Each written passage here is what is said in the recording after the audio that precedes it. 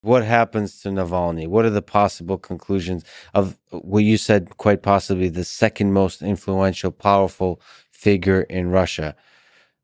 Is he going to die in jail? Will he become the next president of Russia?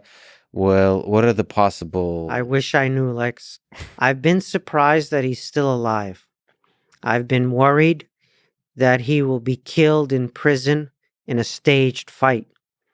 Some Yes. a security officer, prison guard, puts on a prison outfit, takes a lead pipe, goes into the cell. They have a quote fight, and Navalny is killed. Do I've you been afraid of that, but he's still alive, even though he's serving a long sentence. So that leads me to guess that people inside the Putin regime and maybe President Putin himself understand that Navalny is their ticket to lift sanctions. That Navalny is even more popular outside of Russia than he is inside of Russia. He's the leader in many ways of the political opposition in the country, even while still in prison. His organization's been destroyed, but he doesn't have majority support in the population by any stretch of the imagination. But he's a big figure in the West, including here in the U.S. And so Navalny could be their ticket, their kind of get out of jail card, meaning they release him from prison. He gets appointed, I don't know, prime minister, even by the Putin regime, if he were willing to accept such a position. And I have my doubts about that. And then that's how they lobby to remove the sanctions against them. So he's a card that President Putin could play. And so maybe that's the reason he's still alive, or maybe there are other reasons that we don't know.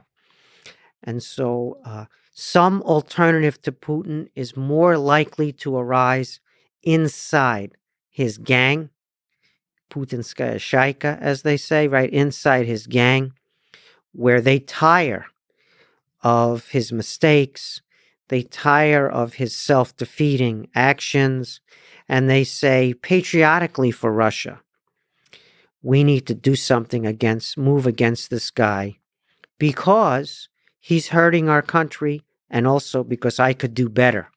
I'm ambitious as well as patriotic. But once again, the problem there, Lex, is Putin is surrounded by this cocoon known as the FSO. He meets on Zoom predominantly with the rest of the government, including with the defense and security officials. They don't have frequent access to his person. And as you were alluding earlier to the pandemic, they have to quarantine for 2 weeks before every meeting with him. And moreover, Lex, they don't know where he is. You see, when they're on Zoom with him and the room, it's the Valdai. His office in the Valdai region looks the same as his office in Sochi or his office outside of Moscow in Novogorod. They're made up to look very similar on Zoom. And sure, some signs they're looking, where is it? But maybe they don't know. And so you're going to move on him and you're going to jump him in his Kremlin, his dacha outside Moscow. And it turns out he's in Sochi or vice versa. And it turns out the FSO is loyal to him and won't let you anyway. So, Lex, we don't know, but we watch this FSO really closely.